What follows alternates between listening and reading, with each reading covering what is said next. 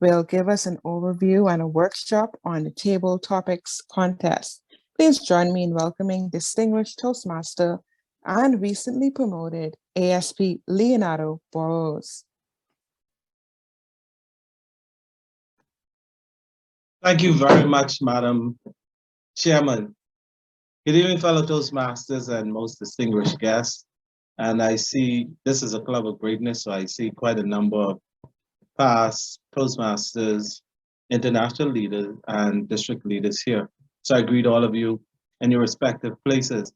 It's a pleasure of mine to actually be here and share with you some tips as it relates to table topics. And I count this an esteemed pleasure for me to do so. So just bear with me.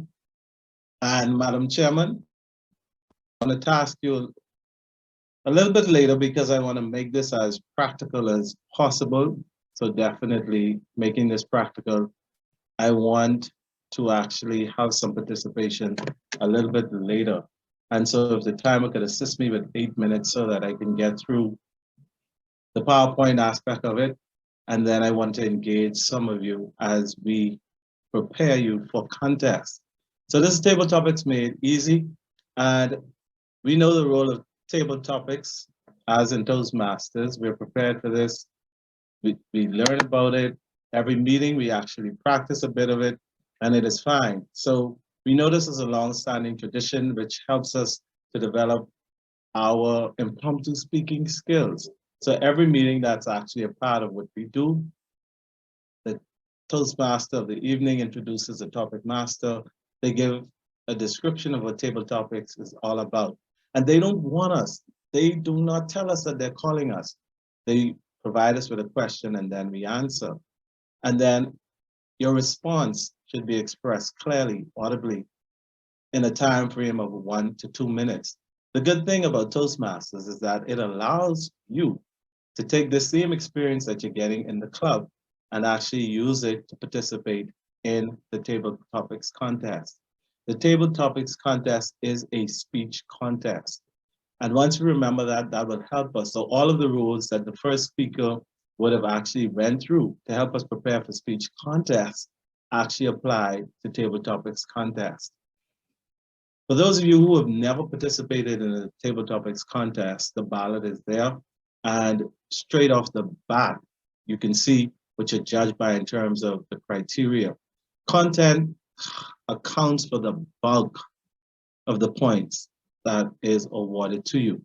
Speech development, effectiveness, and then you go for delivery, which accounts for another 30 points. And then when you get to your actual language, that accounts for the balance of the presentation.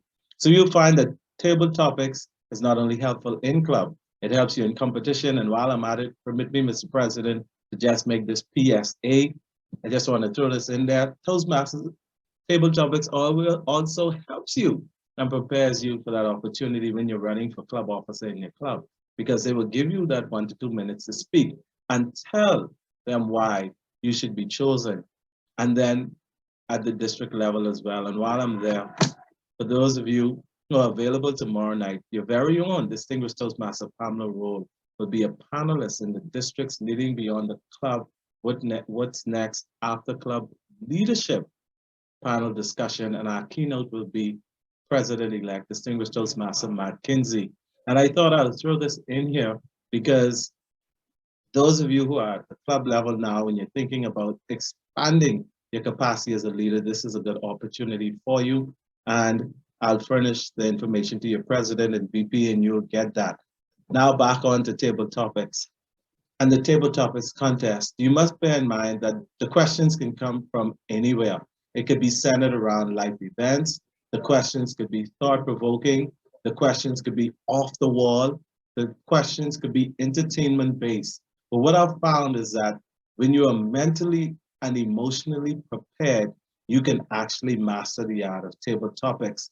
Table Topics is taking a question that is presented to you, putting it in your arena so that you can give the best possible answer that at the end of the competition, everyone who is judging feels as if that's the winning question. That's the winning response. Here's the interesting about it. You can take a table topics question. Let's say a question is asked, destiny. Someone may decide to speak about destiny from the whole aspect of motivation, that we are all created for a purpose. We are all here to fulfill destiny. Another speaker may take that from the Bob Marley perspective, and they may even use the song, Destiny, mama, look away, you're calling me. Both of those persons are absolutely right. At the end of the day, the person that presents the best analogy, the person that represents the question best in the eyes and the ears of the judges is the person or the individual who will win the contest at the end of the night. I will also provide you with some helpful tips that I use that helped me in the district table topics contest, and that allowed me to win. But just before I get there, let's remember, I have to say it again, that the table topics contest is a speech contest. And we should know that we should be prepared, because every speech should have a definite opening, a body, and conclusion. You have to determine, when you understand those three factors, what it is that you want to say, where it is that you want to go, and what is it that you want to leave with your audience. Just a simple going back with those three things that I mentioned. When we speak about our introduction, what is your way in? What are you going to do to get the audience on your side? Remember, when I use that topic, destiny, in the first instance, I spoke about destiny from that motivational perspective. When I used it for somebody else, I used it with Bob Marley's song and I sung it. Now, singing it as my in to the conversation for some people may have had a lot more appeal than just going the traditional route. You as a speaker, you have to determine what is going to be your way in. Something that's attention grabbing, something that creates a hook, something that brings everyone in to what it is that you want them to know about a particular topic or subject. Because from there, you want to start making your way into your main points. So then into your body. And you may be saying, well, I only have 2 minutes. What could I do in 2 minutes? Trust me, you could do phenomenal things in 2 minutes. And that is where your body comes in. In table topics, you don't have 5 to 7 minutes to keep people all day. Get your 1, 2 points. 3 is a stretch. Those main things that you want people to know, you want them to take away, and you move right on, because that will help you. And then when you get to your conclusion or your summation, you want to give a summary of the points that you discussed. You can restate some of the things that you mentioned earlier, but always include a call to action.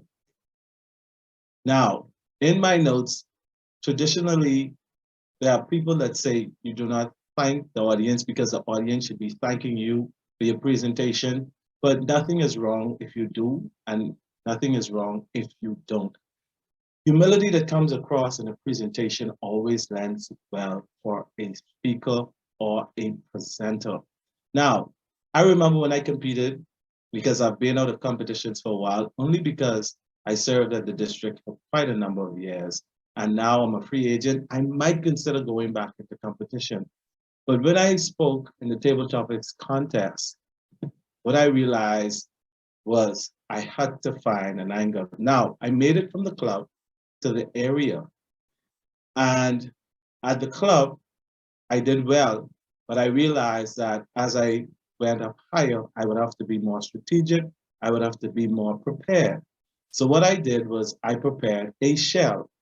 And a shell is an angle that I decided to use so that if a question was asked to me, I would be able to build from the question they asked based on what that shell was. Now, the story that I used was my experience being a police officer, having to actually I was chosen for VIP protection course.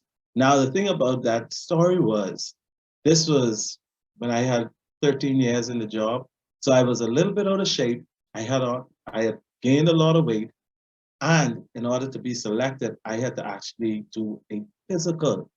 I had to run, I had to do push-ups. Oh my God, and that was painful. That was tragic. And to add insult to injury, I was put up against younger persons to a fit. So that was a stressful experience. Now, me telling you the story appears as if the story was long, but no, I'm just giving you the backstory of it so that you could understand where I was going with it. Now, I wanted to use that story to tell people that no matter where you are in life and what you think you cannot do, when you apply yourself, you could achieve success. And I roped that into my entire presentation. Now, the kicker for me was I knew my story. That was my frame. That was the thing that I wanted to go with. I knew where I wanted to go. I had it all written out. And when I say written out, not for you to be so scripted or rehearsed, because anything that doesn't come across credible will sound like a recitation and people will not buy into your story. The kicker in my presentation and the hook was when I told them that I went on this mission to bring my sexy back, right? So in that, I did the course, I was successful. And when I told them that I used that opportunity to bring my sexy back and I took off my coat and started to flex my muscle, the crowd went crazy. So that was my story. You can develop your story, but you have to find an angle. What angle will work for you? What antidote, what tool is best for you to use in table topics? Now, you may be skeptical, you may be saying, but if I pre-prepare, what if they ask me a crazy question? I'm glad that you asked. I'll show you how that works in a minute. When you find an angle, no matter what question they ask you, you can always flip the question. You can always bring the question from the place that they gave it to you and bring it into your arena and make it your own. Because at the end of the day, the best response in the eyes, ears, and opinions of the judges is the one who will win. Use any supporting material that backs up, enhances what it is that you have to say. Don't be stuffy, don't be monotonous, but use supporting material. Don't be so deep that it goes over people's heads. You only have 2 minutes, so you maximize that. The maximum time you have is 2 minutes, 30 seconds. Be flexible. Now, I talked about the shell. I spoke about my shell, but no matter what questions they ask you, you cannot be so rehearsed that if the question is a little bit bizarre, your mind can expand to bring it back into your arena. Because as a speaker, you own the question, you make it your own, and you knock it out of the park. Flip the question. If your topic is, I'll go back to Destiny since we started that earlier, and I'll take it from the motivational standpoint of that first portion that I spoke with, that first person that spoke about it in relation to purpose, destiny, and all of that. So if my framework is on destiny and having a purpose in life, and somebody throws to me in the table topics context, living in the sky, DTM Burroughs. I have rehearsed. My frame is destiny.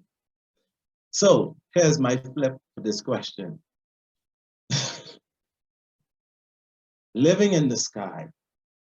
The sky is a beautiful place. It's a place where planes fly. It's a place where birds soar. But it's also a place, if we just imagine it long enough, we can get too comfortable in our various places and spaces. While the sky is beautiful, I think the most beautiful thing in the world is individuals who are able to maximize their purpose and their destiny, understanding why, understanding the reason why they are being created.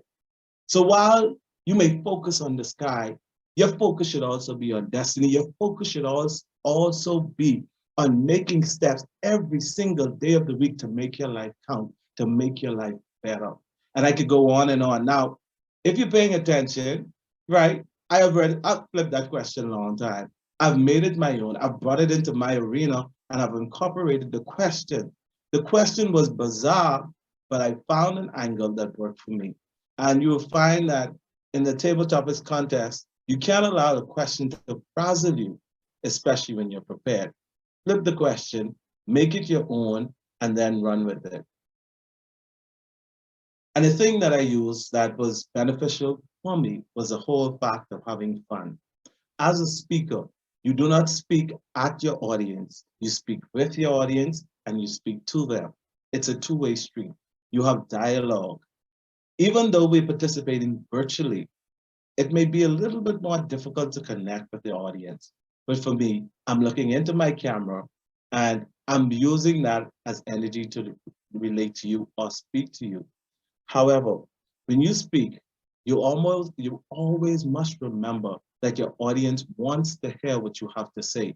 Be warm, be friendly, be inviting, smile every now and again. Be light, be pleasurable. Even if the question is crazy and bizarre, don't allow the first reaction on your face to be like I wasn't prepared for that. Just smile. As a matter of fact, to prepare yourself before you get the question, if you're participating virtually, make sure you give yourself an opportunity to relax. They're gonna call you. When they call you, you have an opportunity to turn on your cameras, turn on your mics. And in that time frame, you're collecting your thoughts and you're getting yourself together. When they call your name and they give you that question, do not speak until you are settled.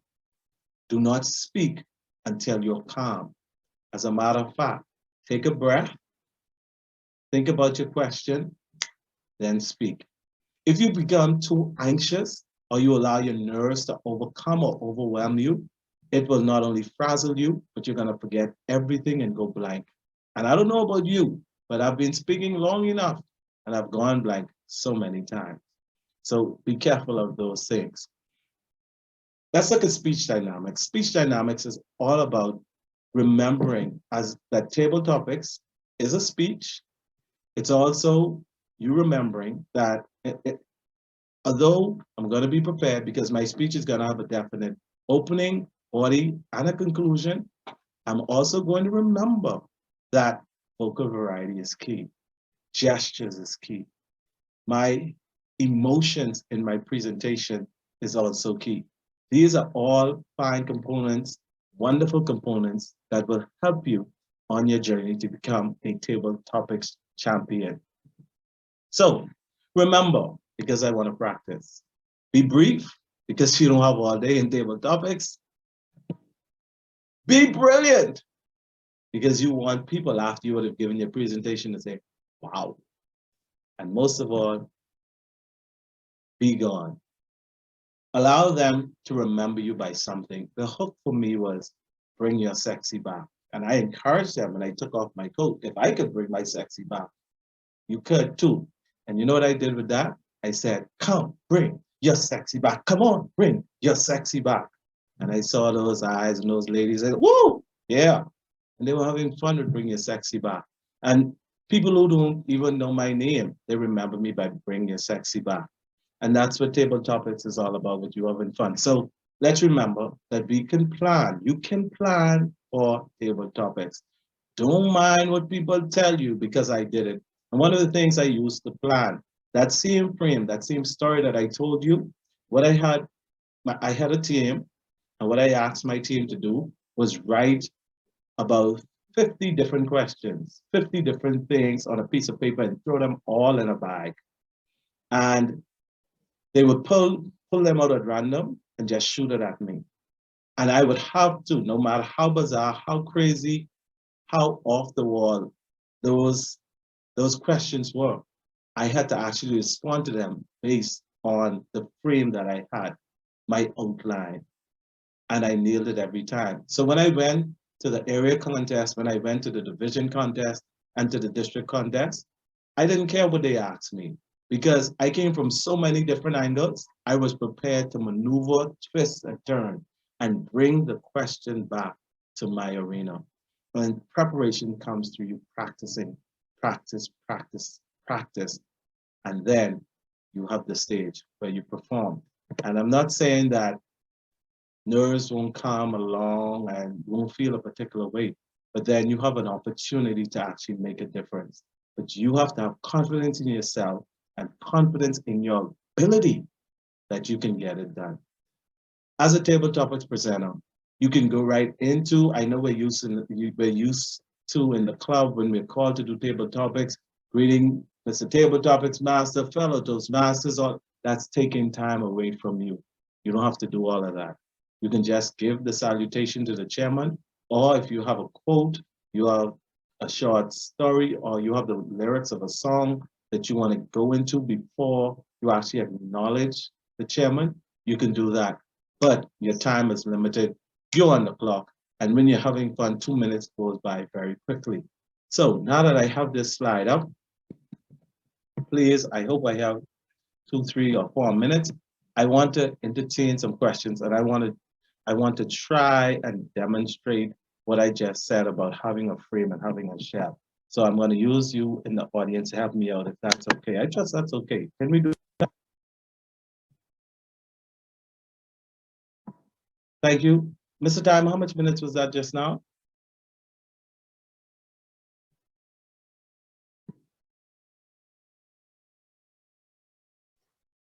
You're muted. 20 seconds. 20 minutes and 20 seconds. I am so sorry. I don't want to get kicked out of this wonderful club. I'll have to do that another time. I was having so much fun.